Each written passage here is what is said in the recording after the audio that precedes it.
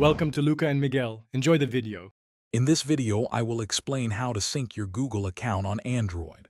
First, open your device's Settings app. Scroll down and tap on Accounts or Passwords and Accounts to find your account settings. Then, select your specific Google account from the list presented on the screen.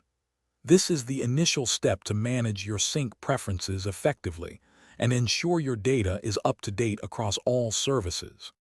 Once you've selected your Google account, you'll typically see an option labeled Account Sync or Sync Account. Tap this to reveal a detailed list of Google services. Here, you'll find items like Gmail, Calendar, Contacts, and Drive. Each service will have a toggle switch next to it, indicating whether its data is currently set to synchronize with your device. You can easily customize your sync preferences by toggling individual services on or off. A green or blue toggle usually signifies that a service is actively syncing.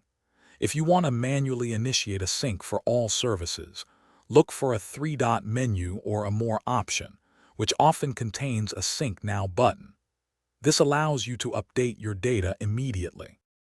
To verify that your account is syncing correctly, check the last sync time displayed for each service.